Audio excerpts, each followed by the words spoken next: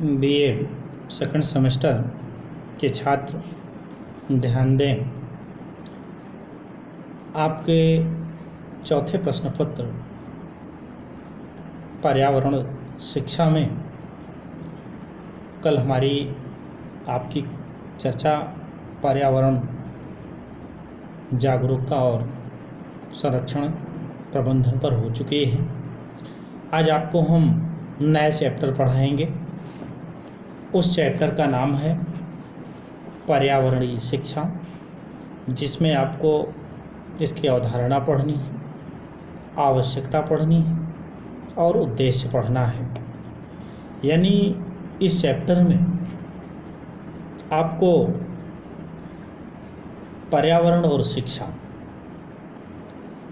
ये क्या होता है, यानी इसकी नीड क्या है, उससे पहले हम आपसे थोड़ी चर्चा एजुकेशन पर करेंगे। और एजुकेशन में जैसे एक शिक्षित व्यक्ति की परिभाषा किसे कहते हैं, यानी एक शिक्षित व्यक्ति कौन है, और एक शिक्षित और अशिक्षित की पहचान हम कैसे करते हैं। जैसे हम सब जानते हैं कि एक व्यक्ति एवं समाज तभी शिक्षित कहलाता है जब वह अपने आसपास की परिस्थितियों को जान सकता है, समझ सकता है, अपने विवेक द्वारा सही और गलत में अंतर स्पष्ट कर पाता है। क्योंकि शिक्षाविदों ने कहा कि शिक्षा एक सतत प्रक्रिया है जिसमें व्यक्ति विभिन्न प्रकार की जानकारियां प्राप्त भी करता है और अपने समाज को अपने माध्यम से जानकारियां प्रदान भी करता है। वह अपने मूल्य का निर्धारण भी करता है एवं अपनी सोच और समझ के द्वारा अपने व्यवहार का परिपालन समाज में करता है। एक व्यक्ति के जीवन में शिक्षा की बड़ी अत्यंत आवश्यकता है, क्योंकि शिक्षा जागरूकता का महोत्सव कहा गया है। क्योंकि इस शिक्षा के सापेक्ष में हमारे शिक्षाविदों ने कहा कि व्यक्ति को भोजन 2 वक्त के बजाय अगर 1 वक्त मिले तो चल जाए, लेकिन बिना शिक्षा के समाज कभी अच्छा नहीं हो सकता। और हमारे तमाम ग्रंथों ने ये सलाह दी कि हम अपनी जनरेशन को, अपनी पीढ़ी को शिक्षा प्राप्त करने का अवसर अवश्य दें। क्योंकि अरस्तु की एक परिभाषा आप सब को पता होगी, जिसमें उन्होंने कहा कि स्वस्थ शरीर में स्वस्थ मस्तिष्क का सृजन ही शिक्षा होती है। स्वस्थ शरीर और स्वस्थ मस्तिष्क कब होगा? जब हमारा पर्यावरण शुद्ध होगा। अर्थात शिक्षा वह प्रक्रिया है जिसमें व्यक्ति प्रतिक्रिया के रूप में प्रकृति, समाज एवं विश्व के चरम स्वरूप में एक सामंजस्य स्थापित करता है। जैसे देखिए, हम आप कहते हैं कि व्यक्ति को अपनी परिस्थितियों से तालमेल करना चाहिए। तो परिस्थिति से तालमेल कौन करता है? जो एक एजुकेटेड पर्सन होता है, यानी एक जो शिक्षित व्यक्ति होता है, वही अपनी परिस्थितियों, अपनी प्रकृति, अपने समाज, क्योंकि एक कहावत आपने सुनी होगी कि जैसा देश वैसा भेष। यानी जिस तरह का हमारा समाज हो, जिस तरह का हमारा पर्यावरण हो, तो हमारा समायोजन भी ठीक उसी तरह से होना चाहिए। क्योंकि शिक्षा व्यक्ति की एक अंतर्निहित प्रक्रिया है। क्योंकि जो हमारे अंतर्निहित जो शक्ति है, उसको प्रकट करने का एक माध्यम शिक्षा है। क्योंकि पर्यावरण विश्व जिसमें हम आपसे बहुत ज़्यादा चर्चा एजुकेशन की नहीं करेंगे, और जो एजुकेशन की जो चर्चा हम करेंगे वह रिलेटेड इन्वायरमेंट से है, यानी हमारी शिक्षा और पर्यावरण, इन दोनों का आपस में क्या कोरिलेशन है, उस पर हमारी हमकी चर्चा करनी है।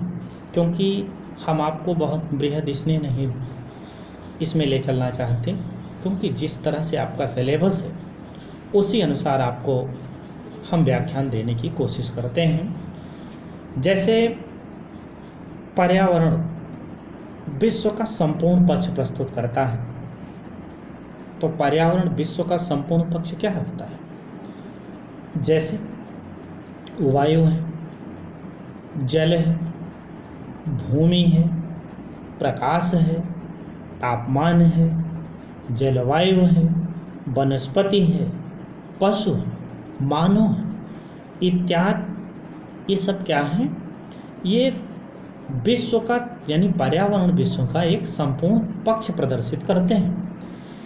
अब पर्यावरण की जो गुणवत्ता है, क्योंकि गुणवत्ता दो तरह की होती है, एक भौतिक और जैविक।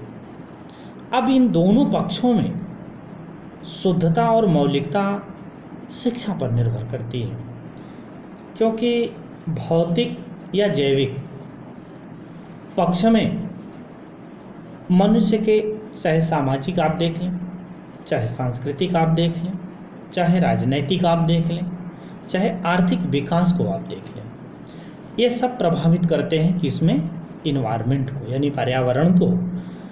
जैसे अभी हम आप देखें तो शिक्षा का जो अध्ययन क्षेत्र विकास का है, जिसका क्या लक्ष्य है? सबसे पहले लक्ष्य यह है कि बालक के संपूर्ण व्यक्तित्व का विकास करना है। अब संपूर्ण व्यक्तित्व का मतलब क्या है? जैसे बालक का शरीर यानी शारीरिक विकास, बालक का मानसिक विकास, बालक का सामाजिक विकास, बालक का चारित्रिक विकास, बालक का सांस्कृतिक विकास और बालक का भावात्मक पक्षों का विकास इत्यादि शामिल है। अब जैसे शिक्षा में शिक्षक का कार्य क्या है? अध्यापन करना तथा सीखने हेतु कक्षा में एक समुचित इन्वायरमेंट तैयार करता है, और जब उत्पन्न करता है यानी अपने क्लास का एक शैक्षिक वातावरण यानी एक शैक्षिक पर्यावरण जब वो बनाता है, तो उससे होता क्या है? बालक में अपेक्षित व्यवहार में परिवर्तन किया जा सकता है।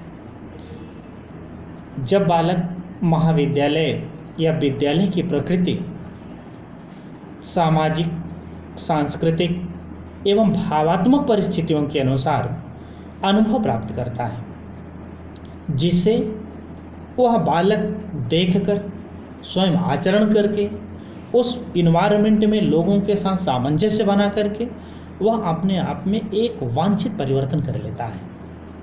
और वांछित परिवर्तन यानी पूरे उस विद्यालयी इन्वायरमेंट को किसने बनाया?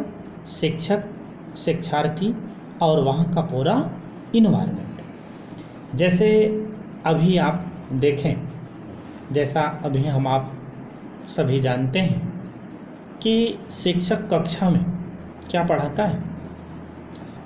वह अकॉर्डिंग टू सिलेबस यानी वह अपनी पाठ्य वस्तु को बच्चों के समक्ष एक्सप्लेन करता है, व्याख्या देता है।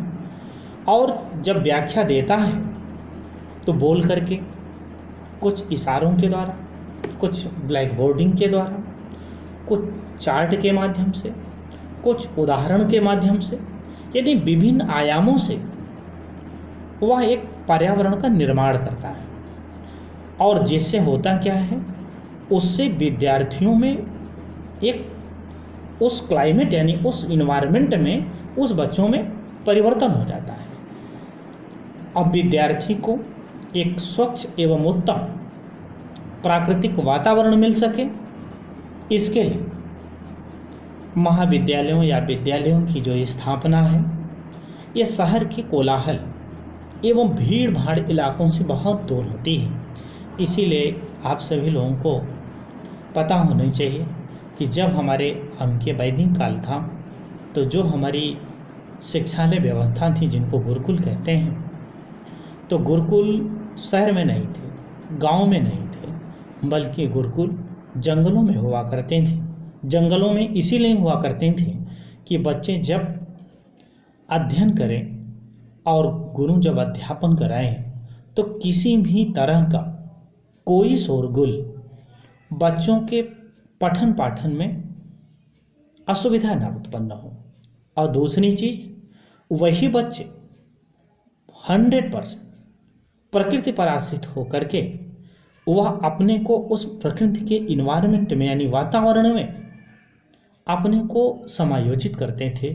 ठीक उसी तरह से अपनी पूरी दिनचर्या को वो एकदम पूरा परिवर्तन कर लेते थे।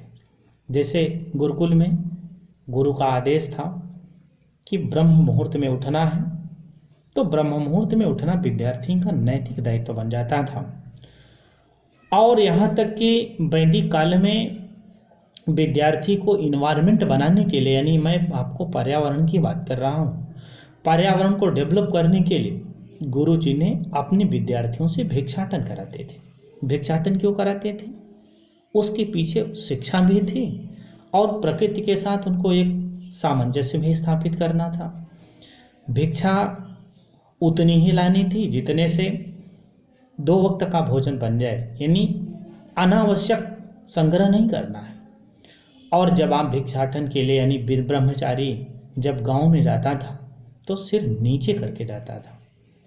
और रास्ते में जैसे कोई महिला दिख गई, कहीं कोई खेल तमाशा हो रहा है, क्योंकि वह पूर्ण ब्रह्मचारी था तो वह सिर नीचे करके जाता था और वह किसी भी तरह की विलासिता की वस्तुओं की तरफ उसका ध्यान आकृष्ट नहीं होता था।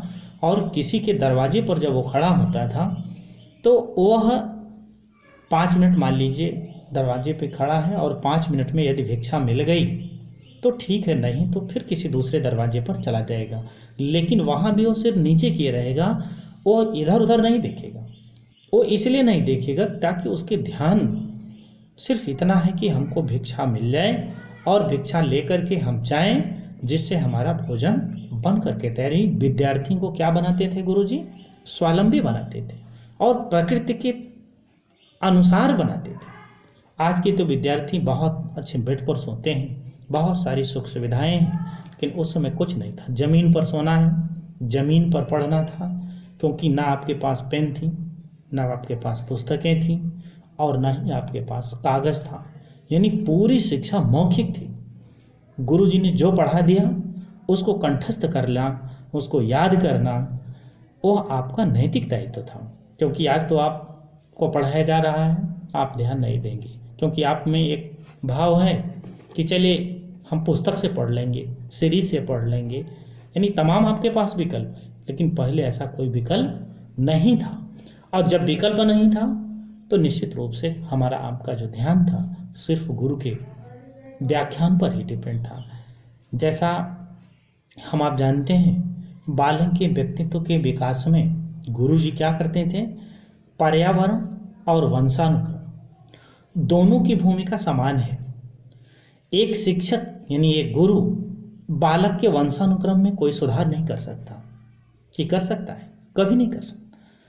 लेकिन व्यक्तित्व के विकास में यानी जब वो अपनी कक्षा को पढ़ाता है तो कक्षा के पर्यावरण में सुधार लाता है और उसी पर्यावरण में शिक्षक की अपनी कार्यकुशलता एवं प्रभावशीलता पर निर्भर करती है कि जिससे हम अपने बालक को एक बहुत योग्य बनाने की कोशिश करते हैं। क्योंकि शिक्षा के अंतर्गत हम अपने उस छात्र को अपने अनुसार उसको एक बहुत, आप महापुरुषों की जीवनियाँ पढ़िए, उन जीवनियों में आप, इसीलिए बच्चों को महापुरुषों की जीवनियाँ पढ़ाई जाती है कि कितने ऐसे लोग रहे जिनके पास संसाधन के अभाव रहे, वो प्रकृति के एकदम नज़दीक बैठ करके उन्होंने पढ़ा। भाई कुछ लोगों की आप जीवनी पढ़िए, पता चला रात में पढ़ने के लिए उनके पास लालटेन की व्यवस्था नहीं थी तो स्ट्रीट लाइट के नीचे बैठ के पढ़ते थे, पत्तियों को जला के लोग पढ़ते थे। यानी बड़ा स्ट्रगल किया और स्ट्रगल करने की योजना कौन बनाया? शिक्षक ने बनाया। यानी उनके मन मस्तिष्क में इस तरह से मोटिवेशन पैदा किया कि वह अपने कार्य को करने के लिए पूरी तरह से वो प्रयत्नशील हो गए। और जब दृढ़ इच्छा संकल्प हो जाएगा तो हमें किसी भी तरह की कोई बाधा उत्पन्न नहीं होगी। हम चाहे शिक्षा प्राप्त करना हो, चाहे गुरु के अच्छे वचनों को सुन करके अपने जीवन में आदत का निर्माण करना हो, फिर निश्चित रूप से हम, क्योंकि हम मानते हैं ना हम आप कि शिक्षा औपचारिक और अनौपचारिक दोनों प्रकार से दी जाती है। औपचारिक शिक्षाएं वे हैं जिनको हम परंपरागत रूप से विद्यालय में आके पढ़ते हैं, निर्धारित समय अवधि है, निर्धारित समय अवधि में पूर्ण होकर के हम परीक्षा देते हैं, पास आउट। लेकिन अनौपचारिक शिक्षा में शिक्षा जीवन पर्यंत चलने वाली एक प्रक्रिया है, यानी कहीं भी रह करके भी हम जहाँ भी चाहें बैठ करके हम पठन पाठन का कार्य कर सकते हैं। इससे क्योंकि जन सामान्य में भी पर्यावरण के संबंध में पूरी हम जानकारी देते हैं और तभी लोगों के आसपास के परिवेश को हम एक पर्यावरण को जागरूक बनाने का कार्य करते हैं।